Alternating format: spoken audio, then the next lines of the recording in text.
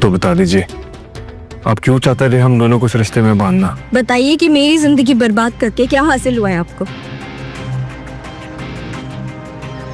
बेटा, इस शादी मैंने इसलिए करवाई क्योंकि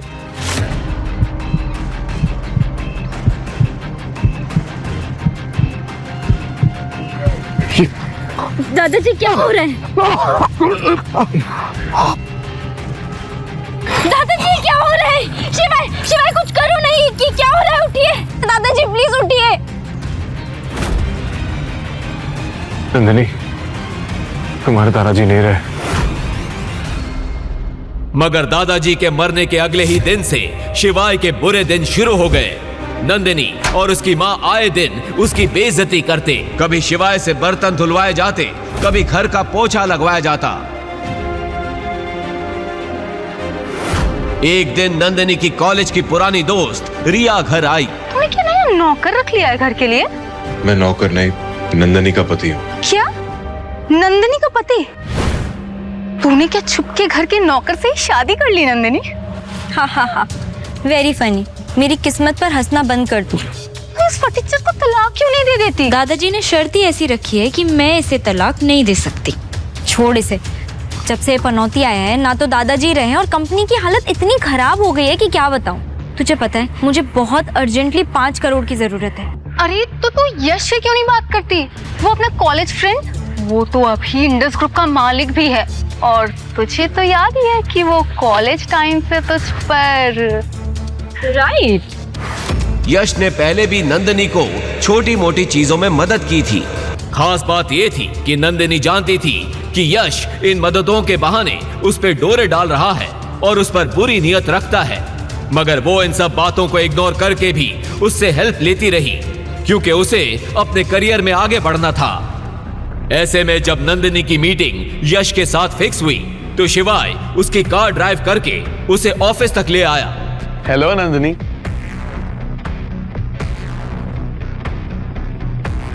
इतनी देर कैसे लग गई तुम्हें? सब ठीक तो है? All okay? यहाँ all okay. I am so sorry, मैं ट्रैफिक में फंस गई थी। कोई बात नहीं, इट्स ओके। कम। वैसे ये कौन है? तुम्हारा ड्राइवर? मैं नंदिनी का पति शिवाय।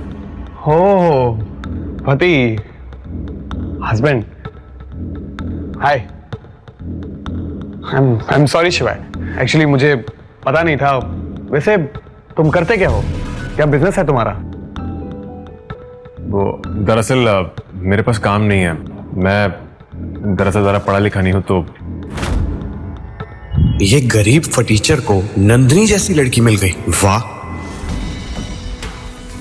खैर मेरे लिए तो अच्छा ही है। अब इसे जाल में फंसाने के लिए बस थोड़े से पैसे फेंकने की जरूरत है। अरे कोई बात नहीं, मैं नंदिनी के लिए इतना तो कर ही सकता हूँ। ऐसे हमारी कंपनी में एक जगह खाली है, बताओ करोगे काम?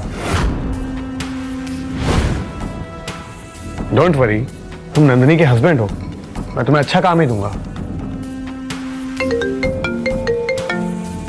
Oh shit, I am so sorry Nandini, मेरी एक अर्जेंट मीटिंग है, मुझे जाना होगा। मैं तुमसे कल मिलता हूँ। Bye.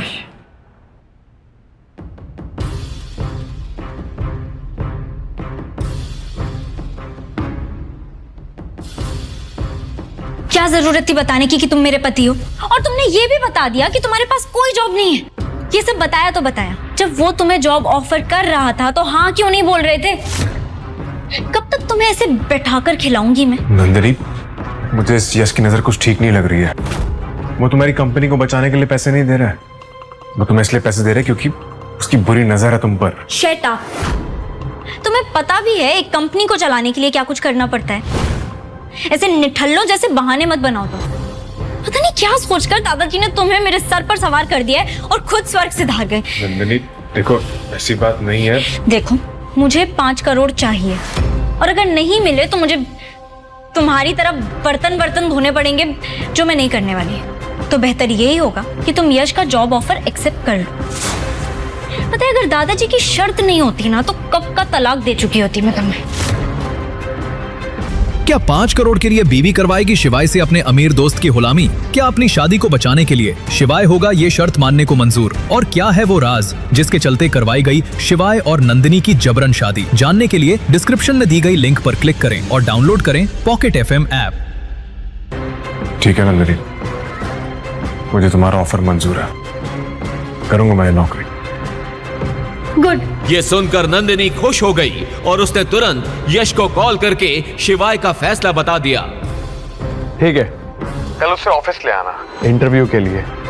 Okay, bye bye. What sir, Nandini को, उस गरीब टाइप के हस्बैंड को आप अपनी कंपनी में जॉब देंगे? क्या रेपुटेशन रह जाएगी हमारी? तुम्हें क्या लगता है कि मैं यूं ही किसी को भी सड़क से उठाकर अपनी कंपनी में रख लूंगा? हमारी कंपनी कोई धर्मशाला है क्या? वैसे हमारी कंपनी में टॉयलेट साफ करने वाले की जरूरत है ना? समझ गया सर। अगली सुबह नंदिनी शिवाय को लेकर यश के ऑफिस पहुंची। रास्ते भर नंदिनी शिवाय को इंटरव्यू में कैसे बात करनी है ये समझाती रही। Okay okay sir. Hi. Hi Nandini, how are you? I am good. आओ ना, बैठो ना, कम।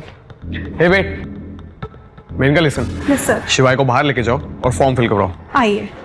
एंड लिसन, बाहर जाके सबको बोल देना कि मुझे डिस्टर्ब ना करे, मुझे नंदिनी से कुछ पर्सनल बात करनी है।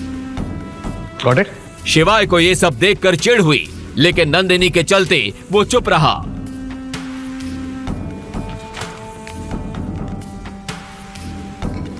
ये लो, इसमें अपनी डिटेल्स भर के साइन कर दो।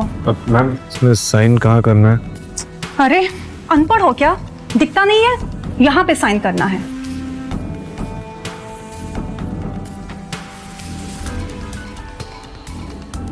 शिवाय फॉर्म में अपनी डिटेल्स भर रहा था कि तभी भागते हुए मैनेजर यश की कैबिन में पहुंचा। यस सर, दिनेश सर आए हैं।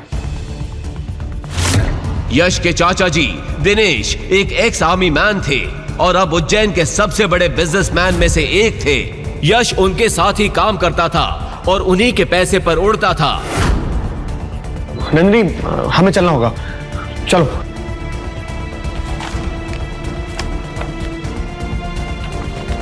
तुम अपनी शादी क्यों करवाना चाहते हैं? मैं अपनी नस काट लूंगी अगर किसी ने भी मुझे उस शिवाय से शादी करने के लिए कहा तो। Nandini, please please please stop it.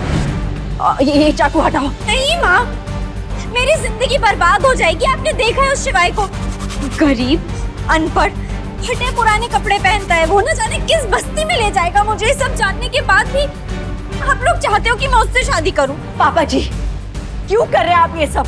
क्यों अपनी पोती की जान लेना चाहते हैं आप? अगर आज के आज आपने ये रिश्ते को नहीं तोड़ा तो मैं आप पे केस कर दूंगी। चलो ठीक है, तो फिर एक केस मैं भी कर दूं तुम पे। नंदिनी की पापा की मौत से पहले क्या सच सामने आया था याद है ना?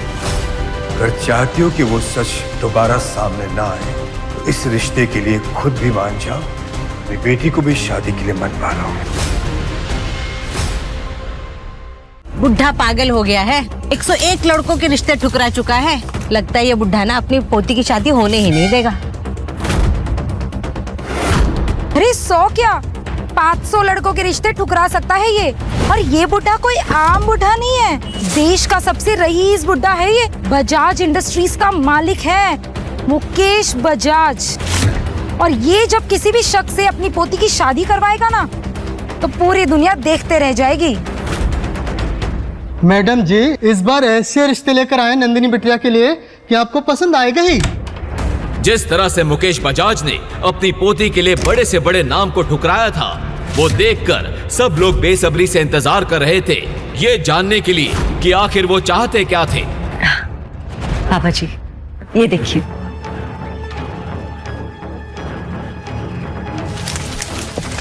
ये ऐसे लड़के ढूंढ के लाए हो मेरी पोती के लिए। Get out! पापा जी, क्या आप मेरी बेटी को जिंदगी भर कवारी रखना चाहते हैं? इतने सारे रिश्ते आ रहे हैं, आप सबको मना क्यों कर रहे हैं? What's the problem? इनमें से कोई भी हमारी नंदिनी के लायक नहीं था। जब नंदिनी के लायक कोई लड़का मिल जाएगा तब करवा देंगे उसकी शादी। अच्छा, लायक नहीं है? यश मल्होत्रा, मल्होत्रा इंडस्ट्रीज का इकलौता वारिस। उसके पहले जो लड़का आया था वो अगले ही महीने क्रिकेट टीम का कैप्टन बनने वाला है, और उसके पहले जो आया था वो लड़का हमारे प्रधानमंत्री का भतीजा था। हाय दादाजी। हाँ बेटे। डन। तो क्या हुआ?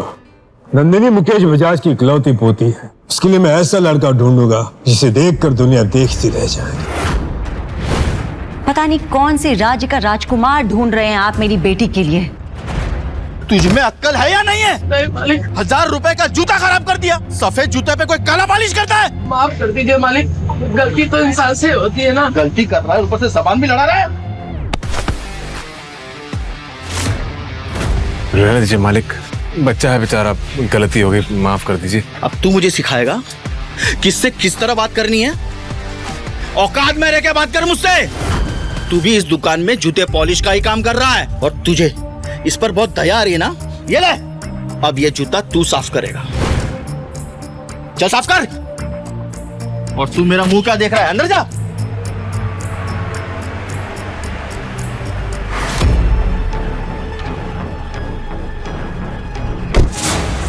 मुकेश जी, आप यहाँ क्या सेवा कर सकता हूँ?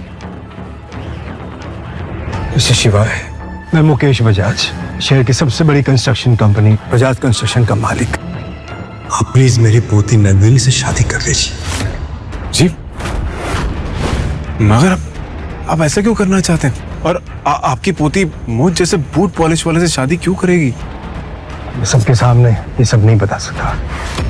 अब प्लीज मेरे साथ में आइए। शिवाय, मुझे पता है कि असल में तुम कौन हो, और ऐसे बूट पॉलिश वाले बनकर क्यों रहते हो? क्या? लेकिन आपको ये सब, बाकी का सब कुछ इसमें लिखा हुआ है।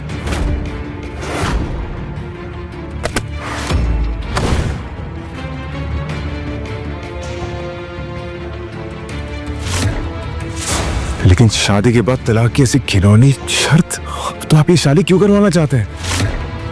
और आपको मेरे बारे में सब कैसे पता? शादी के बाद तुम्हें सब पता चल जाएगा। शिवाय को अपना राज छुपाने के लिए इस शादी के लिए हाँ बोलना ही पड़ा। मुकेश बजाज ने जब नंदिनी की मां रेखा को इस शादी की बात बताई तो बजाज मेंशन में हंगामा हो गया।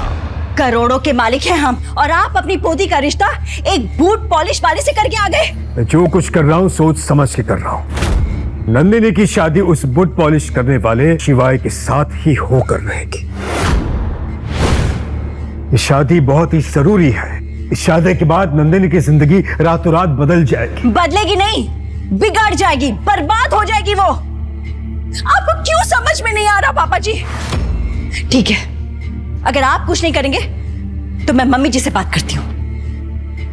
मम्मी जी, मम्मी जी, मम्मी जी, देखिए ना पापा क्या बोल रहे हैं, प्लीज समझाइए इन्हें। इन दोनों की शादी होनी जरूरी है। मैंने खुद अपने खास पंडित से इनकी कुंडलियां मिलवाई हैं। उस लड़के का नंदिनी की जिंदगी में आना कोई इत्तेफाक नहीं है। ये रिश्ता खुद ऊपर वाले ने तय किया है। मम्मी जी, ये आप क्या कह रही हैं? कुंडली में जो कुछ भी लिखा रहेगा क्या हम उसे मान लें? ठीक है, अगर आप भी मेरा साथ नहीं देंगी तो कोई बात नहीं, मैं अकेले ही अपनी बेटी को इस शादी से बचा के रहूंगी। मैं अपनी नस काट लूंगी अगर किसी ने भी मुझे उस शिवाय से शादी करने के लिए कहा तो। Nandini, please please please stop it. ऐसा मत कर, stop it, stop it, please कुछ मत करना। ये चाकू हटाओ। नहीं माँ, मेरी जिंदगी बर्बाद हो जाएगी। आपने देखा है उस शिवाय को, गरीब, अनपढ़, फटे पुराने कपड़े पहनता है वो, ना जाने किस बस्ती में ले जाएगा मुझे। सब जानने के बाद भी आप लोग चाहते हो कि मैं उससे शादी करूं? नहीं नहीं नंदिनी, तुम्हें कहीं नहीं जाना पड़ेगा। शादी के बाद शिवाय यहीं पर रहेगा हमारे साथ में। तुम्हें अपने ऐशो आराम छोड़ने की कोई जरूरत नहीं है। नहीं, मैं फिर भी उससे शादी नहीं करूंगी। और अगर दादाजी ने मेरे साथ जबरदस्ती की तो मैं अपनी जान ले लूंगी। स्टॉप इट, स्टॉप इट, एक मिनट, मैं समझाती हूँ। पापा जी, क्यों कर रहे हैं आप ये सब? क्यों अपनी पोती की जान लेना चाहते हैं आप? अगर आज के आज आपने ये रिश्ते को नहीं तोड़ा तो मैं आप पे केस कर दूंगी। चलो ठीक है, तो फिर एक केस मैं भी कर दूं तुम पे। नंदिनी की पापा की मौत से पहले क्या सच सामने आया था याद है ना? अगर चाहती हो कि वो सच दोबारा सामने ना आए तो इस रिश्ते के लिए खुद भी मान जाओ और अपनी बेटी को भी शादी के लिए मनवा लो। मुकेश बजाज की इस एक चेतावनी ने रेखा का मुंह ऐसा बंद किया कि वो नंदिनी को अपने साथ लिए वहां से चली गई। ये सब क्या चल रहा है? वक्त आने पर रेखा को सब कुछ बता दूंगा, पहले शादी तो हो जाए।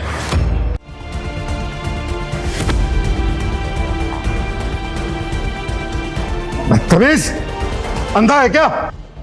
Sir I am so sorry, मैं बस यहाँ एड्रेस पूछने आया था, मैं निकल रहा हूँ, सॉरी सर। दिनेश शिवाय को पहचान ना ले इसलिए वो जल्दी वहां से निकल गया। तभी दिनेश जी की नजर वहां रखे पेन पर पड़ी। पेन पे बने उस एस को देख के उनके पैरों तले जमीन खिसक गई। ये पेन, ये इस आदमी का पेन है?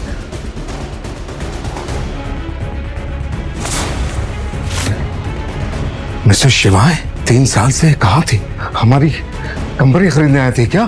क्या कंपनी खरीदने? उस आदमी को देख के आपको ऐसा लगता है कि वो एक समोसा भी खरीद सकता है? द रियलिटी इज कि वो मेरी फ्रेंड नंदिनी का हस्बैंड है। कोई काम वाम नहीं है उसके पास, तो मैंने सोचा उसे कुछ काम दे दूं। तो आपने उसको डांट दिया तो वो चला गया यहाँ से। तुम्हारा दिमाग खराब हो गया यश? इस पेन को देख रहे हो? इस निशान को देख रहे हो? ये निशान उन्हीं लोगों का होता है जिनके पास। कुछ कहते कहते दिनेश जी रुक गए, मगर ये सब सुनकर अब यश की भी हालत खराब हो गई। उसने अपने चाचा के चेहरे पर ऐसा डर पहली बार देखा था। सर आप किसकी बात कर रहे हैं? आप शिवाय को क्या समझ रहे हैं? मैडम, क्या आप सचमुच नहीं जानते कि आपके हस्बैंड कौन है? मैं समझ नहीं पा रहा हूँ कि मैं आपको ये बात बताऊं भी या नहीं। इसका मतलब शिवाय सर उज्जैन में है, कुछ बड़ा होने जा रहा है। मुझे अपनी टीम को अलर्ट करना पड़ेगा। मैडम, ये लीजिए शिवाय सर का पेन। दिनेश जी की बातें सुनकर नंदिनी की हालत खराब हो गई। आखिर मतलब क्या है इन सब बातों का? कौन है ये शिवाय? दिनेश अंकल तो एक्स आर्मी में हैं, वो उससे क्यों डर रहे हैं? नंदिनी घबराई हुई वहां से घर पहुंची और गुस्से से बोली, शिवाय कौन हो तुम? मैं तुम्हारा पति शिवाय महेश्वरी। बकवास बंद करो। ये पेन और इस पर बना ये निशान, क्या मतलब है इसका? तुम्हारे वहां से जाने के बाद इस पेन और इस निशान को देखकर दिनेश जी पसीना पसीना हो गए। हो कौन तुम, बताओ मुझे। ये पेन तो मुझे वो बंदर छाप धंच मंजन के साथ फ्री में मिला था। ये तो मैंने यूज भी आज पहली बार किया है। ऐसा भी तो हो सकता है कि दिनेश जी ने इस पेन पर बने निशान को कुछ और समझ लिया हो। वरना तुम ही बताओ नंदिनी, अगर ये पेन इतना जरूरी होता तो क्या मैं उसे वहां छोड़कर आता? तभी नंदिनी को किसी का फोन आ गया और वो वहां से चली गई। अगली शाम नंदिनी की कॉलेज रीयूनियन पार्टी थी। Hi Nandini, you are looking so pretty. पर ऐसी भी क्या जल्दी थी कि तू ज्वेलरी पहनना भूल गई? ओप्स, सो सॉरी, मैं तो भूल ही गई थी। तेरा पति तुझे चप्पल तक दिला नहीं सकता तो नेकलेस तो दूर की बात है। खैर देखो, मेरे पति ने कल रात ही मुझे 3 करोड़ की नेकलेस गिफ्ट की है। सही लग रही है ना? पिछले कुछ दिनों से उसकी कंपनी बड़े लॉस में चल रही थी और वो किसी इन्वेस्टर की तलाश में थी। इस पार्टी में उसका अमीर क्लासमेट देव भी आया था, जो कॉलेज के दिनों में उस पर लाइन मारता था। उसने सोचा क्यों ना वो देव से ही कंपनी में इन्वेस्टमेंट करा लेगी। हाय देव। तभी उसका पति शिवाय बुके लेकर वहां आ गया। अंदर क्लब की भीड़ में शिवाय की आंखें नंदिनी को ढूंढ रही थी। जब उसने नंदिनी को एक कोने में वाइन पीते देखा, वो तुरंत दौड़कर उसके पास गया। नंदिनी उसे देखते ही नाराज हो गई। तुम यहाँ क्या कर रहे हो? और ये क्या गंदे से कपड़े पहनकर आए हो? चप्पल पहनकर आ गए हो तुम? होटल वालों ने अंदर आने कैसे दिया है तुम्हें? नंदिनी, तुम अपना ये फोन भूला थी घर पर, मैं ये लौटाने आऊं तुम्हें।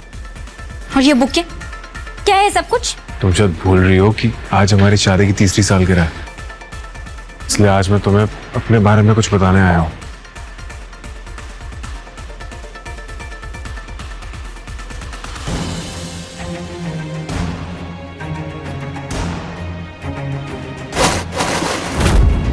वहां खड़ा हर शख्स अब शिवाय, देव और नंदिनी को देख रहा था। Let's dance. नंदिनी, बस एक बार मेरी बात सुन लो, मैं तुम्हें सारा सच बता दूंगा। ये फूल देख रहे हो? तुम्हारी औकात इन फूलों की तरह है मेरी जिंदगी में। निकल जाओ यहाँ से, दफा हो जाओ। नंदिनी, चलो मेरे साथ। अरे क्या बवाल कर रखा है यार। नंदिनी बेबी रिलैक्स, तुम्हारा पति नकार है, मैं नहीं। बोलो कितना पैसा चाहिए? 1 करोड़, 2 करोड़ या 10 करोड़? देव, तुम मेरी मदद करोगे? ऑफ कोर्स करूंगा, आफ्टर ऑल तुम मेरी दोस्त जो हो। लेकिन मेरी एक शर्त है, 2 करोड़ के लिए तुम्हें पूरी शाम मेरी गोद में बैठना होगा। 10 करोड़ के लिए तुम्हें अपनी एक रात मेरे नाम करनी होगी। बोलो मंजूर है?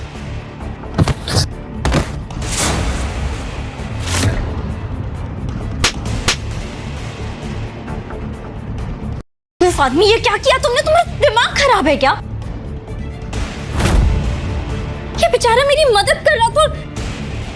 अभी क्या, अभी माफी मांगो, माफी मांगो। माफी? मेरी चप्पल भी उससे माफी नहीं मांगी। नंदिनी, तुम चलो मेरे साथ। यहाँ कौन है शिवाय महेश्वरी?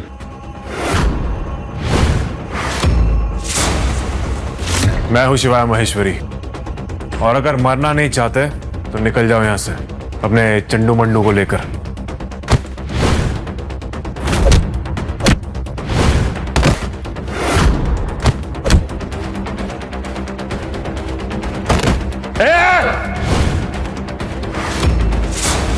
बंद करो ये बच्चों का खेल। एक नहीं, एक साथ, सबके सब। महाकाल की सौगंध, तुम में से आज कोई भी अपने पैरों पर वापस नहीं जाएगा।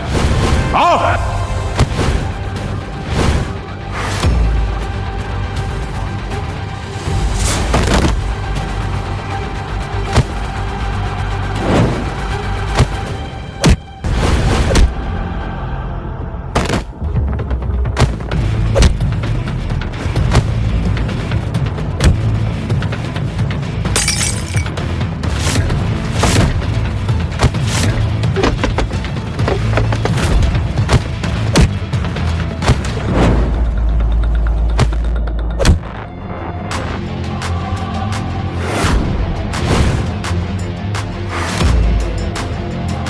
हेडशॉट, ये कैसी पलटन भेजी तूने? सबके सब माचिस के तिल्ली की तरह ढेर हो गए।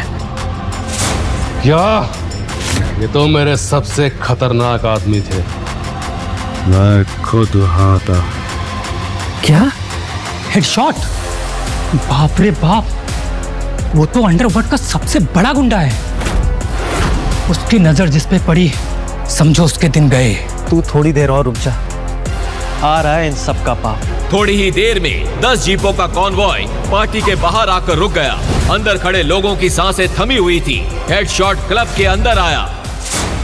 देव ने आंखों से शिवाय की तरफ इशारा किया।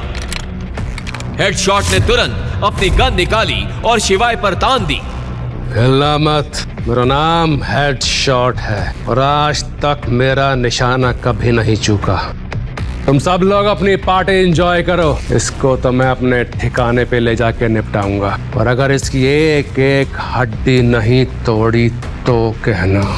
अभी कुछ देर पहले ही गुंडों से लड़ने वाला शिवाय वहीं जम गया। हेडशॉट के आदमियों ने शिवाय को पकड़ लिया और वहां से ले गए। नंदिनी और देव भी उनके पीछे निकल गए। शिवाय हेडशॉट की कार के पीछे डिक्की में बंधा पड़ा था। गाड़ी एक सुनसान जंगल के बीच पहुंची।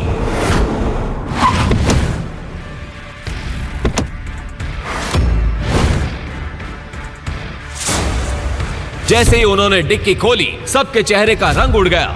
शिवाय वहां से गायब था।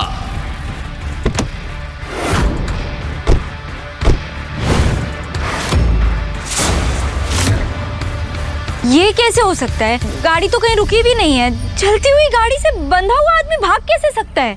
तभी हेडशॉट की नजर वहां पड़े एक पेन पर गई। उसे देखते ही उसके चेहरे का रंग सफेद पड़ गया।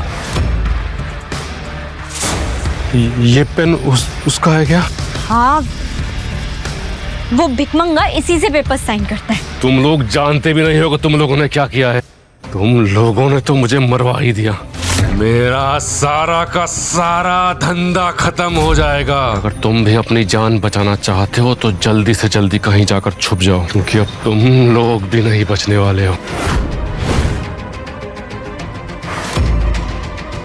अवंतिका को यहां से इज्जत के साथ बाहर ले जाओ और गाड़ी में बिठाओ, शिवाय ने हेडशॉट से कहा। हेडशॉट ने तुरंत अवंतिका को बाहर गाड़ी में बैठाया और भागते हुए शिवाय के सामने वापस आ गया। खेल में अचानक पासा कैसे पलट गया था, अवंतिका को जरा भी समझ नहीं आ रहा था। वो बस खुश थी कि आज महाकाल ने एक फरिश्ते को भेजकर उसकी इज्जत और जान दोनों बचा ली थी। आप तो वही है, हेडशॉट ने शिवाय से कहा। उसकी आंखों में उसका डर साफ नजर आ रहा था, लेकिन वहां मौजूद विकी को हेडशॉट के इस डर का कारण समझ नहीं आ रहा था। इससे पहले कि वो किसी से कुछ पूछ पाता, हेडशॉट ने शिवाय के सामने हाथ जोड़ते हुए कहा, मुझे माफ कर दो मेजर, मुझसे गलती हो गई। आप मुझे सजा दो, आप मुझे जो सजा दोगे मुझे मंजूर है। उसकी ऐसी हालत देखकर शिवाय आराम से सोफा पर बैठा लाइटर से खेलते हुए मुस्कुरा रहा था। ये वही लाइटर था जो हेडशॉट ने 5 साल पहले उस लड़ाई के बाद देखा था, जिसमें मेजर ने अंडरवर्ल्ड किंग को हराया था। उस लाइटर पर मेजर गुदा हुआ था। कुछ सेकंड्स के बाद शिवाय ने लाइटर को टेबल पर रख दिया और हेडशॉट की तरफ देखते हुए विकी को सुनाने के लिए बोला, यहां पर अभी कुछ लोग कुछ कह रहे थे। क्या कह रहे थे? कि मुझे मेरे पैरों में गिरना होगा, मेरे बाप को भी मेरे पैरों में गिरना होगा, माफी मांगनी होगी, वगैरह वगैरह। शिवाय के मुंह से यह बात सुनते ही हेडशॉट का दिमाग और खराब हो गया। उसने गिड़गिड़ाते हुए बोला, इसका दिमाग खराब हो गया था मेजर, कुछ भी बकवास किए जा रहा था। और तुम शायद अवंतिका को मारने भी वाले थे। गलती हो गई मेजर। हेडशॉट ने अपने दोनों हाथ जोड़ दिए। विकी को अब तक समझ में आ गया था कि शिवाय कोई छोटी मोटी चीज नहीं था। अगर विकी वक्त रहते शिवाय से माफी नहीं मांगेगा तो शिवाय इसी वक्त उसकी जान ले सकता था। ऐसे में वो भी शिवाय के पैरों में आकर गिरा और बोला, मुझे माफ कर दो। वैसे तुम हो कौन और तुम्हें किसने बताया कि मैं यहां हूं? अवंतिका ने यह सवाल शिवाय से पूछा। अवंतिका के मन में यही चल रहा था कि कहीं शिवाय वही लड़का तो नहीं जिसने 12 साल पहले उससे प्रॉमिस किया था। इससे पहले कि शिवाय अवंतिका की इस बात का जवाब दे पाता, अवंतिका का फोन बज उठा। यह रेखा का फोन था। उसका नाम देखते ही अवंतिका का गुस्सा 7वें आसमान पर चढ़ चुका था। फिर भी अवंतिका ने फोन उठाया और उधर से रेखा ने कहा, बेटा, मैंने बस यही पूछने के लिए फोन किया था कि तू अभी विकी के साथ ही है ना? उसका यह सवाल सुनते ही अवंतिका भभक उठी और चिल्लाते हुए बोली, आप जैसी औरत मैंने अपनी जिंदगी में नहीं देखी। मैं आपकी बात मान के यहाँ आई और यहाँ आकर मुझे पता चला कि आपने मुझे उस हैवान को बेच दिया है। यह सुनते ही रेखा का भी पारा गर्म हो गया। वो समझ गई थी कि अवंतिका विकी के साथ नहीं थी।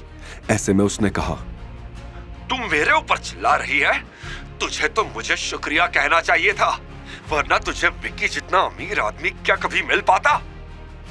ये सब आपने मेरी जिंदगी बनाने के लिए नहीं, अपनी जिंदगी बनाने के लिए किया है। पैसे लिए आपने उससे मेरे बदले में। लेकिन तेरी प्यारी दादी को तो सब पता ही था ना, उन्होंने ही तुझे समझाया था वहां जाने के लिए। अब सभी लोग एक जैसे ही हो। ये कहते हुए अवंतिका का गला भर आया था। उसकी आंखों से आंसू टपकने लगे थे। शिवाय जो कि बगल में बैठा था वो सारी बातें सुन रहा था। उसे भी अवंतिका के लिए बुरा लग रहा था। उससे रहा नहीं गया और उसने अवंतिका के कंधे पर हाथ रखते हुए कहा, अवंतिका रिलैक्स, तुम अब सेफ हो, फिक्र मत करो। रेखा ने शिवाय की यह आवाज पहचान ली थी। उसने गुस्से में कहा, तू इसके साथ क्या कर रहा है? नंदिनी को डिवोर्स देने के बाद भी हमारा पीछा नहीं छोड़ेगा क्या? रेखा की यह बात सुन के अवंतिका शॉक्ड हो गई। उसने सपने में भी यह नहीं सोचा था कि शिवाय और कोई नहीं बल्कि नंदिनी का एक्स हस्बैंड था। लेकिन अब अवंतिका को रेखा की एक भी बात नहीं सुननी थी और अवंतिका ने कॉल काट दिया। पर अभी भी अवंतिका के आंसू नहीं रुके थे। उसके दिल में बहुत कुछ था जो वो बाहर निकालना चाहती थी। जब उससे रहा नहीं गया तो उसने रोते हुए कहा, मेरी जिंदगी ही खराब है। पहले तो मुझे उस लड़के ने धोखा दिया जिसके इंतजार में मैं पागलों की तरह बजाज फैमिली की हर बात मानती रही, इस उम्मीद में कि एक दिन वो लड़का आएगा। लेकिन मैं ही पागल थी जो उसकी बातों में आ गई। और अब ये दादी। अवंतिका को ये कहते सुनकर शिवाय का दिल उसके लिए टूट रहा था। उसने अवंतिका की तरफ देखते हुए कहा, महाकाल जो भी करते हैं अच्छे के लिए ही करते हैं, वो तुम्हारा बुरा कभी नहीं करेंगे। शिवाय ने समझाया और अवंतिका को अपने आंसू पोंछने के लिए रुमाल दे दिया। उसने शिवाय से रुमाल लिया और अपने आंसू पोंछने लगी। अब अवंतिका भी थोड़ी शांत थी। उसने पहले एक नजर शिवाय को देखा और फिर एक गहरी सांस लेते हुए बोली, आई एम सॉरी, मैंने तुम्हें ठीक से थैंक यू तक नहीं बोला। आज तुम टाइम पर नहीं आते तो मेरी जिंदगी बर्बाद हो जाती। अच्छा, लेकिन मुझे तो लग रहा था कि मुझे आने में काफी देर हो गई। बीते 3 सालों को याद करके शिवाय ने धीमी आवाज में कहा। अवंतिका शिवाय की बात सुन नहीं पाई। उल्टा उसने शिवाय से पूछा, तुम वही हो ना जिसकी बातें ऑलमोस्ट पूरे शहर में होती है? निकम्मा हस्बैंड, राइट? सॉरी, एक्चुअली लोग तुम्हारे बारे में यही कहते हैं, लेकिन मुझे तो तुम कहीं से भी निकम्मे नहीं लगे। बल्कि तुम जैसा हस्बैंड किसी लड़की को मिल जाए तो उसकी जिंदगी जन्नत हो जाए। यह सुनकर शिवाय शर्मा गया और उसने एक नजर अवंतिका पर डाली। फिर बात का रुख मोड़ते हुए अवंतिका ने वो सवाल पूछा जो वो जानने के लिए बेसब्र थी। और तुम्हें कैसे पता चला कि मुझे विकी के पास भेज दिया गया है? तुम्हारे किसी रिश्तेदार को बात करते हुए सुन लिया था। अब मैडम, अगर आपके सारे सवाल खत्म हो गए हो तो क्या मैं खुद सवाल पूछ सकता हूं? अवंतिका यह सुनकर शिवाय की तरफ देखने लगी। तुम ठीक हो ना अवंतिका? शिवाय की आवाज में हल्की चिंता थी। अवंतिका ने धीरे से हां में सिर हिला दिया। वैसे तुम रहती कहाँ हो? तुम्हें कभी बजाज मैंशन में देखा नहीं। हॉस्टल में? हॉस्टल में क्यों? और कोई ऑप्शन भी तो नहीं है, अवंतिका ने कहा। शिवाय ने उसे 1 सेकंड के लिए देखा और बोला, तुम्हारा मन नहीं होता उस जगह को छोड़कर किसी अच्छी जगह पर रहने का? मन तो मेरा काफी चीजों का होता है, लेकिन बजाज फैमिली ने मुझे मेरे मन की कभी करने ही नहीं दी। और तो और मुझे बचपन से अपना बर्थडे तक मनाने नहीं दिया गया। रेखा आंटी का कहना है कि मैं जब से पैदा हुई हूं उस दिन से उनके परिवार को ग्रहण लगे हुए हैं। मैं उनके परिवार के लिए श्राप हूं। शिवाय ने यह सुनकर एक पल के लिए अवंतिका को देखा और बोला, तुमने कभी अपना बर्थडे सेलिब्रेट नहीं किया? अवंतिका ने ना में सिर हिला दिया। उसकी आंखों में उसकी उदासी साफ नजर आ रही थी। यह देखकर शिवाय ने एक गहरी लंबी सांस ली और कहा,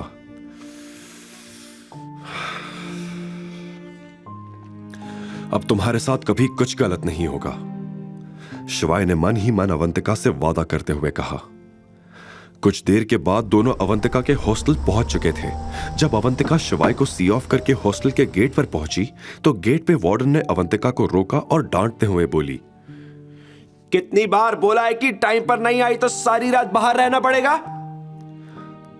सॉरी, कल से नहीं होगा, अवंतिका ने सिर नीचे करके कहा। वार्डन ने गेट पर खड़ी शिवाय की गाड़ी देखी और फिर अवंतिका की तरफ देखते हुए कहा, चल अब अंदर जा, और आज के बाद मुझे मेरे हॉस्टल के आसपास ये बॉयफ्रेंड का नाटक नहीं चाहिए। कार में बैठे शिवाय को ये सारी आवाजें सुनाई दे रही थी। वो वार्डन की ये बातें सुन तिलमिला गया। फिर सोचने लगा कि वो अब अवंतिका की जिंदगी में कुछ गलत नहीं होने देगा। जिस लड़की का उसने इतने सालों से इंतजार किया, आज शिवाय को वो मिल चुकी थी। तुरंत शिवाय ने अपना फोन निकाला और एक कॉल मिलाया। दिनेश जी, इंदौर का सबसे शानदार होटल बुक करिए।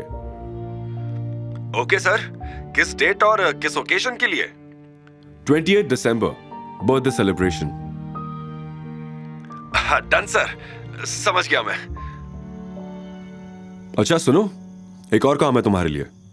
शिवाय ने दिनेश को कुछ इंस्ट्रक्शंस दिए और कॉल कट होते ही शिवाय सोचने लगा, अवंतिका के साथ अच्छा नहीं हुआ। बजाज फैमिली को तो अब मैं दिखाऊंगा। अगले दिन सुबह नंदिनी की मां रेखा का फोन बजा। उसने फोन रिसीव किया तो पता चला कि यह इंडस ग्रुप के एक सेक्रेटरी का कॉल था। गुड मॉर्निंग मिसेस बजाज, मैंने ये बताने के लिए कॉल किया है कि आपको आपकी बेटी की बर्थडे पार्टी की बिल्कुल फिक्र करने की जरूरत नहीं है। मिस्टर दिनेश सब खर्चा संभाल लेंगे और मिस बजाज के लिए एक सरप्राइज भी प्लान किया है हमने। क्या? मिस्टर दिनेश, इंडस ग्रुप के जनरल मैनेजर, मेरी बेटी के लिए? Okay okay, thank you. Yes ma'am. Rekha ने जैसे ही कॉल काटा वैसे ही वो खुशी से झूम उठी कि तभी रेखा के फोन पर एक न्यूज हेडलाइन की तरह नोटिफिकेशन आई। इंडस ग्रुप ने पूरे प्लाजा होटल को मिस बजाज की बर्थडे पार्टी के लिए किया बुक। साल का सबसे महंगा सेलिब्रेशन। ये न्यूज देखकर रेखा की खुशी का ठिकाना नहीं रहा। उसने सोच लिया था कि अब बजाज फैमिली की किस्मत बदलने वाली थी। अपनी खुशी को जाहिर करने के लिए वो दौड़कर नंदिनी के रूम में गई। सोती ही रहेगी क्या? ये देख। रेखा ने नंदिनी को जोर से हिलाया। क्या यार मम्मी, कभी तो सपना पूरा करने दो। सपने में प्लाजा होटल में मेरा बर्थडे सेलिब्रेट हो रहा था। आंखें मसलते हुए नंदिनी ने कहा, अगर मैं कहूं कि तेरा सपना पूरा हो गया तो फिर? रेखा ने पूरी बत्तीसी निकालकर हंसते हुए कहा, वो कैसे मॉम? तुझे पता है, अभी इंडस ग्रुप के जनरल मैनेजर मिस्टर दिनेश के सेक्रेटरी का कॉल आया था। वो कह रहा था कि मिस्टर दिनेश ने मिस बजाज यानी तेरे बर्थडे के लिए पूरा प्लाजा होटल बुक किया है। ये देख, लेटेस्ट न्यूज। नंदिनी इतनी एक्साइटेड थी कि उसने रेखा से फोन छीनकर ये न्यूज पढ़ी और फिर बेड पे खड़ी होकर डांस करने लगी। Oh my God, oh my God, oh my God, Mom! This is the best day of my life! देख ले बेटा, वो मनहूस शिवाय तेरी जिंदगी से गया और हमारी जिंदगी में सिर्फ खुशियां ही खुशियां आ गई। नंदिनी और रेखा की जिंदगी में ये खुशियां कितने दिन टिकने वाली थी? शिवाय किस तरह से बजाज फैमिली से बदला लेगा और इतने वक्त बाद शिवाय को मिली खुशियां क्या बरकरार रह पाए? सुबह सुबह हॉस्टल के बाहर शिवाय कैब में अवंतिका का इंतजार कर रहा था। अवंतिका हॉस्टल से बाहर निकली और ये देखकर चौंक गई कि वहां शिवाय खड़ा था। चलो मेरे साथ। लेकिन कहां? अवंतिका ने असमंजस में पूछा। क्या मुझ पर ट्रस्ट नहीं? शिवाय ने मुस्कुराते हुए कार का दरवाजा खोला। अवंतिका भी खुशी खुशी कार में बैठ गई। मैंने तुम्हारे लिए एक सरप्राइज प्लान किया है, शिवाय ने कहा। कल रात के बाद अवंतिका भी शिवाय पर भरोसा करने लगी थी, क्योंकि शिवाय ने उसे इतनी बड़ी मुसीबत से बाहर निकाला था। बिना किसी सवाल के वो चुपचाप गाड़ी में बैठ गई और गाड़ी चल पड़ी। तकरीबन आधे घंटे में वो दोनों इंदौर शहर के सबसे पॉश एरिया निपानिया पहुंच गए, जहां एक से बढ़कर एक ऐसी इमारतें थी जिन्हें देखकर आंखें खुली की खुली रह जाए। अवंतिका भी ये देखकर एक पल के लिए दंग रह गई। फिर उसने शिवाय से पूछा, तुम मुझे यहां क्यों लाए हो? ये तो हाई एंड रेजिडेंशियल एरिया है। घर लेना तो दूर की बात है, मैं यहां का किराया भी अफोर्ड नहीं कर सकती। तुम ज्यादा मत सोचो और चलो मेरे साथ, शिवाय ने प्यार से मुस्कुराते हुए कहा। अवंतिका ने फिर शिवाय को टोकते हुए कहा, क्या तुम यहां मेरी नौकरी लगवाओगे? मैंने सुना है यहां पैसे तो अच्छे मिलते हैं, पर मेरी क्वालिफिकेशन इतनी नहीं है कि मुझे यहां नौकरी मिल सके। तुम समझ रहे हो ना? अवंतिका की इतनी दिल दहला देने वाली बातों का वो क्या जवाब दे, ये शिवाय समझ नहीं पा रहा था। उसने गहरी सांस लेकर कहा, तुम एक बार अंदर तो चलो, फिर तुम्हें सब पता चल जाएगा। इतने सालों तक जिल्लत भरी जिंदगी जीने के बाद अवंतिका को अच्छी चीजों की बिल्कुल भी उम्मीद नहीं थी। इसी वजह से ये बात उसकी सोच से भी परे थी कि आज शिवाय उसके लिए यहां घर खरीदेगा। वो दोनों अंदर गए। आगे अवंतिका चल रही थी और पीछे पीछे शिवाय। अवंतिका को देखते ही सेल्स वुमेन खुश हो गई। आज अवंतिका ने हल्के गुलाबी रंग की कुर्ती पहनी थी। उसके बाल हवा में लहराते हुए उसके चेहरे को छू रहे थे। कल तक उसकी आंखों में जो डर था वो आज एक अलग चमक में बदल चुका था। सेल्स वुमेन ने खुद से कहा, फाइनली आज एक अच्छा घर बिक जाएगा, मेरे कमीशन का इंतजाम हो जाएगा। लेकिन जैसे ही उसने अवंतिका के पीछे देखा, उसके चेहरे का रंग उड़ गया। उसे लगा था कि लड़की इतनी सुंदर लग रही है तो साथ में आने वाला आदमी भी अमीर होगा। लेकिन शिवाय की हालत देखते ही वो समझ गई कि ये बस दूर से घर देखने आए थे, खरीदने नहीं, क्योंकि इतने महंगे घर खरीदने की औकात उनकी लग नहीं रही थी। हेलो मैम, हेलो सर, क्या आप यहाँ घर देखने आए हैं? आई थिंक आप गलत जगह पर आ गए हैं। यहाँ के मकान बहुत महंगे हैं। आप प्लीज किसी सस्ते एरिया में जाकर विजिट कीजिए। Thank you. ये कहकर सेल्स वुमन जाने के लिए मुड़ने लगी। अवंतिका का सिर शर्म से झुक गया। तभी शिवाय ने सेल्स वुमन को रोकते हुए कहा, मैडम, मुझे इस एरिया का सबसे महंगा विला दिखाइए। यह सुनते ही वहां खड़ा हर शख्स दंग रह गया और शिवाय को घूर कर देखने लगा। तभी सेल्स वुमन बोली, सर, आपको पता होगा कि यह एरिया इंदौर का सबसे पॉपुलर एरिया है और यहां सबसे महंगा घर 3 करोड़ का है, जिसमें आपको 50% पहले ही जमा करना होगा।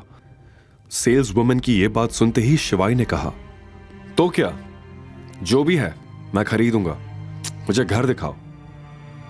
मुंह बनाते हुए सेल्स वुमन ने शिवाय को देखा और बोला, सर, आप पक्का घर लेना चाहते हैं ना, क्योंकि हम बहुत कम लोगों को यहां एंटरटेन करते हैं। लेकिन शिवाय ने बिना डरे कहा, आपको लगता है हम यहां टाइम पास करने आए हैं? आप हमें दिखा दो, हम अभी ले लेंगे। अब सेल्स वुमन को गुस्सा आ रहा था। उसने इतना जिद्दी इंसान आज तक नहीं देखा था।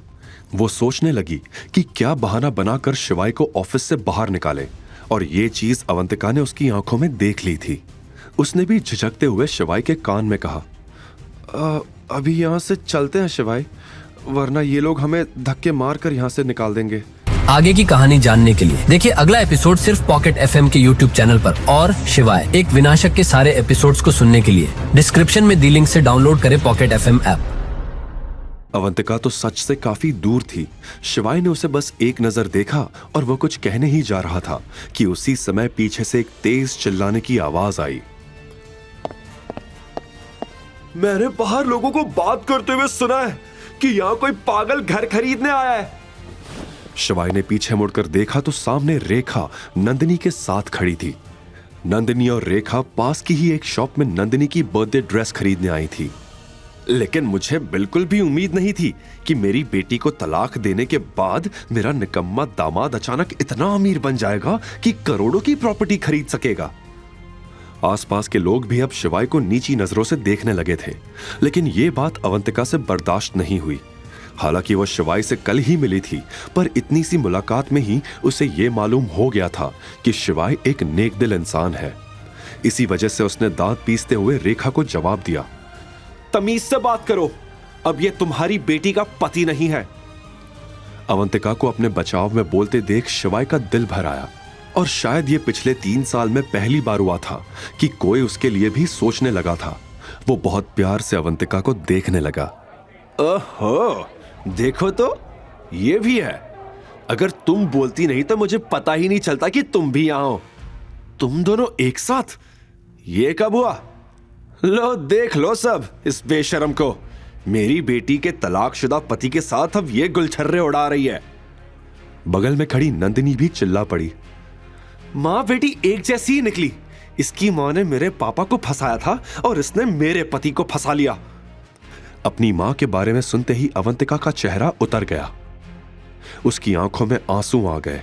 शिवाय ने अवंतिका के आंसू देखकर तुरंत कहा, नंदिनी, पहले तो मैं तुम्हारा हस्बैंड नहीं, एक्स हस्बैंड हूं, और अवंतिका तुम्हारी जैसी नहीं है जो लड़कों के पीछे पैसों के लिए भागे। मुझे तो तुम माँ बेटी की हरकतों से लगता है कि अवंतिका की माँ नहीं, बल्कि आप दोनों बेशर्म हो। शिवाय को भी अपना फेवर लेते देख अवंतिका ने पहली बार एक अलग सा कॉन्फिडेंस महसूस किया। उसे ऐसा लगा मानो अब उसे किसी का डर नहीं, और अब वो शिवाय के साथ पूरी दुनिया जीत सकती थी। अच्छा, तो अब ये 2 कौड़ी की लड़की तुम्हारे लिए इतनी जरूरी हो गई कि तुम हमसे लड़ रहे हो? यह सुनते ही शिवाय को बहुत गुस्सा आया, लेकिन अवंतिका के कोमल हाथों ने उसे रोक लिया। आज शायद अगर अवंतिका उसे नहीं रोकती तो वो सारी हदें पार कर देता। How impressive! अच्छा हुआ मैंने तुम्हें डिवोर्स दे दिया। तुम्हारे जाते ही इंडस ग्रुप के जनरल मैनेजर ने इंदौर का सबसे महंगा होटल मेरे बर्थडे के लिए बुक किया है। अब समझे तुम कितने मनहूस थे मेरे लिए। ये कहते हुए नंदिनी और रेखा जोर जोर से हंसने लगी। अगल बगल खड़े लोग नंदिनी को घूरने लगे। ये खबर फ्रंट पेज पर थी, इसलिए सब जानते थे कि इंडस ग्रुप ने पूरा प्लाजा होटल मिस बजाज की बर्थडे पार्टी के लिए बुक किया है। पर वो लड़की नंदिनी थी, ये देखने के बाद वहां खुसुर फुसुर होने लगी। क्या कहा तुमने? इंडस ग्रुप के मैनेजर ने होटल बुक किया है, वो भी नंदिनी तुम्हारे लिए। नहीं तो क्या, अवंतिका के लिए किया है। नंदिनी चिल्लाकर बोली। शिवाय ने दिनेश को अवंतिका के लिए प्लाजा होटल बुक करने के लिए कहा था, जो हो भी गया था। लेकिन शिवाय ने दिनेश से यह भी कहा था कि ऐसा कंफ्यूजन पैदा करे जिससे नंदिनी और रेखा को लगे कि यह पार्टी नंदिनी के लिए रखी गई है। शिवाय इस वक्त अपनी आइडेंटिटी रिवील नहीं करना चाहता था, वो बस सही मौके का इंतजार कर रहा था, और इसके लिए अवंतिका की बर्थडे पार्टी से अच्छा मौका और कोई हो ही नहीं सकता। अवंतिका, चलो यहां से। मुझे नहीं लगता इनके पास कोई अच्छा घर होगा भी, हम कहीं और देखते हैं। शिवाय इतना बोलकर अवंतिका के साथ वहां से जाने लगा, लेकिन रेखा अब शिवाय को इतनी आसानी से जाने नहीं देना चाहती थी, इसलिए उसने टोकते हुए कहा, फटीचर आदमी, अगर मैं तुम्हें यहां घर खरीदने का मौका दे भी दूं तो भी तुम यहां कुछ नहीं ले पाओगे, और तुम कह रहे हो कि ये जगह बेकार है। अगर औकात है तो घर लेकर दिखाओ यहां। मैं शर्त लगाती हूं कि तुम एक दरवाजा भी नहीं खरीद पाओगे। इस समय वहां खड़ा हर शख्स शिवाय पर हंस रहा था। बगल में खड़ी सेल्स वुमन भी शिवाय को घूर रही थी कि तभी शिवाय ने रेखा की तरफ देखा। तुम्हें लगता है कि मैं अमीर होने का नाटक कर रहा हूं? शिवाय ने भौहें चढ़ाते हुए कहा। अगर नहीं कर रहे तो खरीद लो ना 3 करोड़ का मकान। रेखा भी चिढ़ते हुए बोली। शिवाय को अब बहुत गुस्सा आ रहा था। उसने अवंतिका का हाथ छोड़ा और तमतमाते हुए प्रॉपर्टी डीलिंग ऑफिस से बाहर निकलकर अपनी कार में जाकर बैठ गया। देखा, मुझे पता था ये फटीचर यही करेगा। डर और शर्मिंदगी से अवंतिका को भी यही छोड़ गया। ले देख ले अवंतिका, किस यूजलेस इंसान के साथ थी तू। अवंतिका भी समझ नहीं पा रही थी कि आखिर शिवाय उसे छोड़कर गाड़ी की तरफ क्यों चला गया। उसने सिर झुकाया और खुद भी ऑफिस से बाहर जाने लगी कि तभी शिवाय एक ब्रीफकेस के साथ उसके सामने आकर खड़ा हो गया। कहां जा रही हो अवंतिका? अपना नया घर नहीं खरीदोगी? इतना कहते ही उसने अवंतिका को एक छोटी सी स्माइल दी और वापस अंदर ले गया। फिर उसने सेल्स वुमन के सामने 3 करोड़ रुपए रख दिए। इस वक्त सबका मुंह खुला का खुला रह गया। आखिर इतने पैसे शिवाय के पास आए कहां से? रेखा तो नोटों से भरा बैग देखकर वहीं चक्कर खाकर गिर पड़ी, और नंदिनी रेखा की हालत देखकर घबरा गई, मगर रेखा बेहोश होने का दिखावा कर रही थी। मैं अभी के अभी पूरी पेमेंट कैश में करूंगा और तुम्हारा उसमें कोई कमीशन नहीं होगा। यह तुम्हारे लिए सबक है, ताकि तुम आगे किसी से भी बदतमीजी करने से पहले 100 बार सोचो। शिवाय ने गुस्से से सेल्स वुमन से कहा। अवंतिका भी यह सारा मंजर देखकर चौंक गई। उसने पीछे से शिवाय की शर्ट की स्लीव्स कसकर पकड़ ली। शिवाय समझ गया था कि अवंतिका डरी हुई है, इसलिए उसने उसके हाथ पर अपना हाथ रखते हुए उसे फौरन शांत किया। नंदिनी वहीं खड़ी होकर यह सब देख रही थी। उसे बहुत जलन हो रही थी। तुम मेरा शक सही निकला, तुम दोनों का अफेयर चल रहा है। ओ गॉड अवंतिका, मुझे लगता था कि तुम थोड़ी तमीजदार लड़की हो, पर मैं गलत थी। तुम्हें भी डोरे डालने के लिए मेरा ही पति मिला था। और शिवाय, डिवोर्स के समय मुझे तुम्हारे लिए बुरा लग रहा था। मैं तुम्हारी नौकरी लगवाना चाहती थी, पर तुम भी डिस्गस्टिंग निकले। अब मेरा मुंह मत देखो, आओ और मेरी मां को उठाओ। अगर यह पहले की बात होती तो शिवाय तुरंत दौड़कर रेखा को उठाता, लेकिन अब मामला बदल चुका था। शिवाय ने नंदिनी के कहने पर भी रेखा को इग्नोर कर दिया और रजिस्ट्री अवंतिका के नाम करवाने लगा। तभी वहां खुशी से भागते हुए मैनेजर आया और पूछने लगा कि किसने खरीदा वो मकान, जल्दी बताओ। सेल्स वुमन ने डरते हुए शिवाय की ओर इशारा किया। इन्होंने सर। लेकिन जैसे ही मैनेजर ने शिवाय की ओर देखा, वो बौखला गया और गुस्से से बोला, यह क्या मजाक है? इसकी हालत देखकर लगता भी है कि यह 3 करोड़ का मकान ले पाएगा। पक्का इसने ये पैसे चोरी किए हैं। जल्दी पुलिस को फोन लगाओ और इसे पकड़ कर रखो, ये कहीं जाने ना पाए। Call the police now. इतना सुनते ही अवंतिका के पैरों तले जमीन खिसक गई और बगल में खड़ा शिवाय भी शॉक्ड हो गया। अब क्या होगा शिवाय के साथ? क्या सच में उसे चोरी के इल्जाम में पुलिस ले जाएगी? अवंतिका कैसे बचाएगी शिवाय को इस मुसीबत? आप सही बोल रहे हैं, जरूर इसने ये सब कहीं से चोरी किया होगा, वरना कल तक तो ये हमारे टुकड़ों पर पलता था, और एक ही दिन में इतने पैसे कहां से आ गए बताओ? मैनेजर की पुलिस को बुलाने की धमकी सुनकर रेखा झट से खड़ी हो गई और तुरंत आग में घी डालते हुए उसने ये कहा। यह बात सुनकर मैनेजर का शक यकीन में बदल गया। उसने शिवाई से पूछा, मैं फिर आपसे पूछ रहा हूं, क्या सच में ये सारे पैसे आपके हैं या नहीं? शिवाई को मैनेजर की यह बात बिल्कुल पसंद नहीं आई। उसने जवाब में कहा, अगर पैसे मैं लेकर आया हूं और मेरी ही कार से लाया हूं तो ये बिल्कुल मेरे ही है। और आप ये कैसे कह सकते हैं कि ये पैसे मेरे नहीं है? आप बिना जाने मुझ पर शक कैसे कर सकते हैं? रेखा ने अपनी बात से सभी के मन में शिवाई के खिलाफ शक भर दिया था। सभी की शक भरी नजरों की वजह से अवंतिका भी डर गई और उसने शिवाई का हाथ पकड़ लिया। अवंतिका का शिवाई के करीब आना नंदिनी को बिल्कुल पसंद नहीं आ रहा था। आपके पास इन पैसों का कोई रिकॉर्ड नहीं है और जैसा कि इन्होंने बोला उस हिसाब से आपके पास इतने पैसे होना नामुमकिन है। मैनेजर ने रेखा की तरफ इशारा करते हुए कहा। तभी बीच में रेखा कूद पड़ी और बोली, ये जरूर उन्हीं लोगों के पैसे होंगे जिन्होंने इसको घर तक लिफ्ट दी थी। तेरे दोस्त थे ना वो, तूने उनसे चोरी की। अब मैनेजर को रेखा की बातों पर यकीन हो चुका था, क्योंकि उसकी नजर में भी शिवाय एक मामूली आदमी ही लग रहा था जो इतने पैसे रखने के काबिल नहीं था। ऐसे में मैनेजर ने शिवाय को धमकी देते हुए कहा, अगर अब आपने हमें सच नहीं बताया तो मैं आपको चोरी के केस में अंदर करवा दूंगा। नहीं, ये पैसे इनके ही हैं, अवंतिका ने जोर देते हुए कहा। लेकिन रेखा ने उसकी बात को तुरंत काटा और बोली, तो खुद हमारे टुकड़ों पर पलती है और आज एक लड़का मिला तो भूल गई खुद की सच्चाई। इस बात का अवंतिका कोई जवाब नहीं दे पाई। इन सभी बातों के बीच मैनेजर किसी के साथ फोन पर बात करने चला गया। कुछ ही सेकंड्स के बाद वो वापस आया और बोला, मैंने पुलिस को बुला लिया है, कुछ ही देर में वो आ रही हैं। इसी बीच शिवाय ने अपना फोन निकालकर दिनेश को कॉल करना चाहा, लेकिन तभी उसे पता चला कि उसके फोन की बैटरी डेड थी। यह गलती नहीं करनी चाहिए थी तुम्हें, शिवाय ने मैनेजर से कहा। मैनेजर उसकी बात सुनकर बस मुस्कुरा रहा था। कुछ ही देर बाद पुलिस भी आ गई। पुलिस को देखकर अवंतिका घबरा गई। जैसे ही शिवाय को पुलिस ले जाने लगी, वैसे ही अवंतिका मैनेजर के पास दौड़ी। प्लीज, मैं आपके सामने हाथ जोड़ती हूं, शिवाय को बचा लीजिए प्लीज। शिवाय को यह देखकर गुस्सा आया। उसने दूर से चिल्लाया, नहीं अवंतिका, यहां किसी से मदद मांगने की जरूरत नहीं है। ये सब पछताएंगे, महाकाल की कसम पछताएंगे। लेकिन अवंतिका को बिल्कुल अच्छा नहीं लग रहा था कि शिवाय को पुलिस बेवजह ही ले जा रही थी। शिवाय को जाता देख अवंतिका की आंखों से आंसू टपकने लगे। लेकिन तभी उसे यह महसूस हुआ कि वो तो शिवाय से सिर्फ एक दिन पहले ही तो मिली थी, तो उसे जाता देख वो रोने क्यों लगी थी? क्यों शिवाय को जाता देख उसका दिल दुख रहा था? यह नजारा देखकर रेखा और नंदिनी आपस में हंसने लगी और वहां से निकल गई।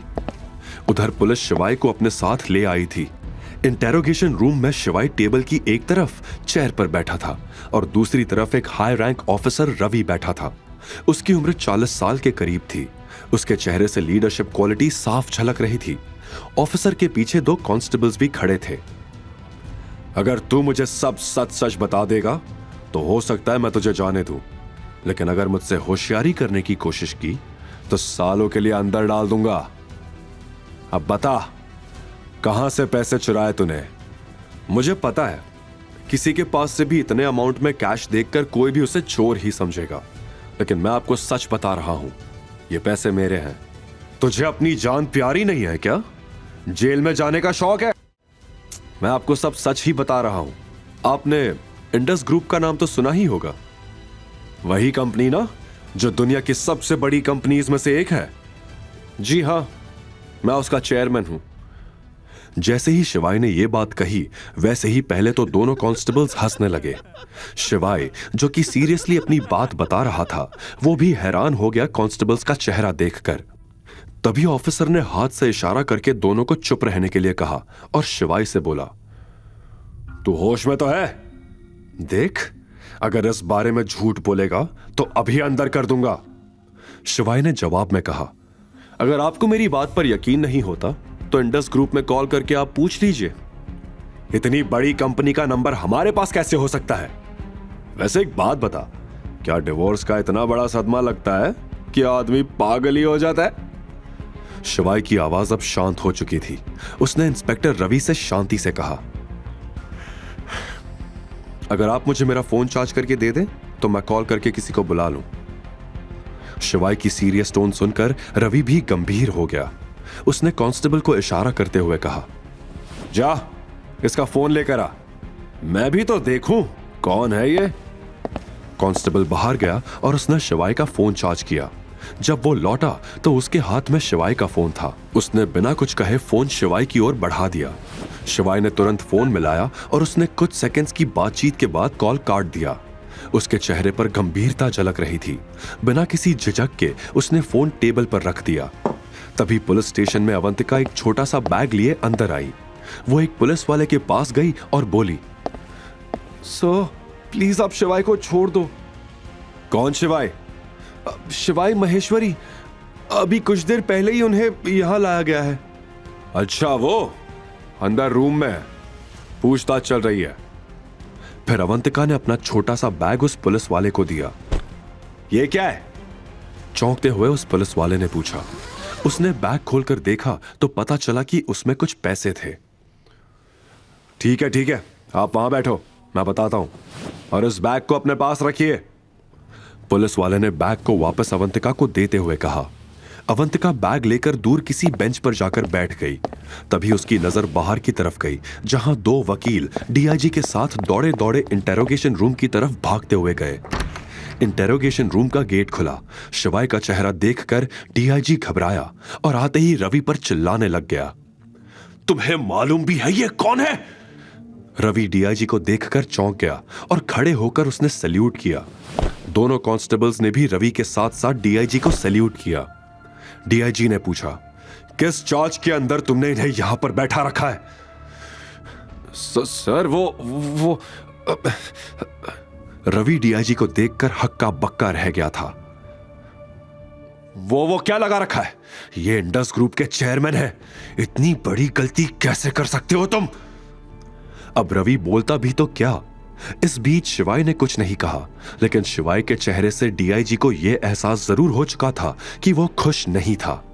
ऐसे में डीआईजी ने शिवाय से कहा, आप बाहर आराम से बैठिए, मैं इनसे बात कर लेता हूं। शिवाय ये बात सुनकर खड़ा हुआ और बाहर चला गया। डीआईजी ने वकील को इशारा किया। वकील ने रवि को कुछ पेपर्स दिए। एफआईआर लिखी? डीआईजी ने रवि से पूछा। सर वो मुझे पता था, दोबारा ऐसी गलती मत कर देना, वरना तुम्हारे साथ साथ मेरी भी नौकरी जाएगी। डीआईजी ने रवि को वार्न करते हुए कहा। जैसे ही शिवाय बाहर आया, वो चौंक गया ये देखकर कि अवंतिका वहां बैठी थी। अवंतिका के पास जाकर बैठने पर शिवाय ने देखा कि अवंतिका की आंखों में आंसू थे। फिर अवंतिका भी शिवाय को देखकर खुश हुई। तुम ठीक हो? मैं तो ठीक हूं, तुम ये बताओ कि तुम यहां कैसे? पहले तुमने मुझे बचाया, तो अब मेरी बारी। वैसे मुझे पता नहीं था कि मैं क्या करूं, तो मैं अपनी सेविंग्स के पैसे ले आई, अवंतिका ने बताया। यह सुनकर शिवाय की आंखें भर आई। आगे की कहानी जानने के लिए देखिए अगला एपिसोड सिर्फ पॉकेट एफएम के यूट्यूब चैनल पर। और शिवाय एक विनाशक के सारे एपिसोड्स को सुनने के लिए डिस्क्रिप्शन में दी लिंक से डाउनलोड करें पॉकेट एफएम ऐप।